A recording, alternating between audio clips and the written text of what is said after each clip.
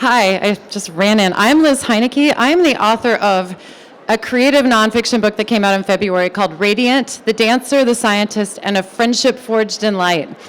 And this book is the story of the scientist Marie Curie and the American inventor-dancer Loie Fuller. And they were two of the most influential, hardworking, and creative women in Paris right around the turn of the 19th century. So this, I tried to turn it on, it didn't turn on, but this is a Geiger counter. And what it does is it detects high energy particles and waves, which we call radioactivity. A lot of people recognize the name Marie Curie, but they don't know that she's the person who first measured and characterized radioactivity. She also discovered two radioactive elements called polonium, after her native country, Poland, and radium. Radium became all the rage in Paris around 1900. Marie and her husband Pierre were working to purify radium so that they could prove that their discovery was real and claim it as their own. And they worked in this old leaky shed in Paris.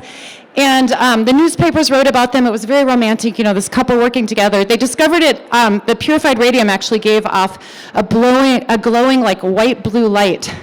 And this American dancer in Paris who was super famous, her name was Loie Fuller. She was a symbolist dancer. She wore these long white robes with rods sewn into the sleeves and became waves and butterflies and other natural forms. But she read about radium and wanted to get her hands on some to light her dancing costume. So she wrote a letter to Marie Curie saying, hey, can I have some radium?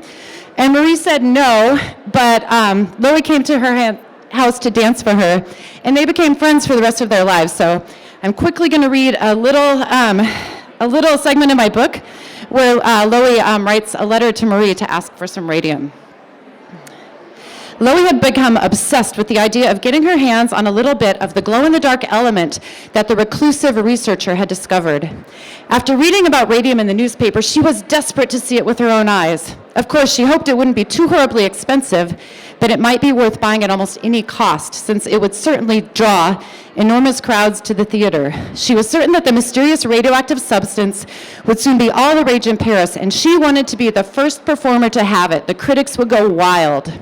It was Loie's mind rather than her face or body that made her shine brighter than all the other dancers in Paris. Her true talent lay in her creativity and ideas. She was a blue-eyed shapeshifter who could turn science into art, an alchemist creating dreamlike images that no one had ever before synthesized on stage. Loie painted fabric with light, like her friend Rodin sculpted figures from clay.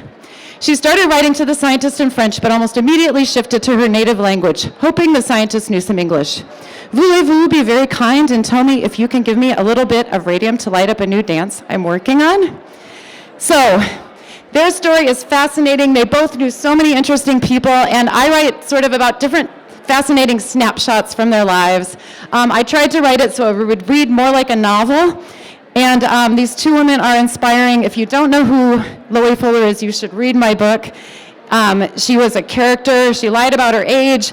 She was a great self-PR person, but two fascinating women. My book, Radiant, The Dancer, The Scientist, and a Friendship Forged in Light.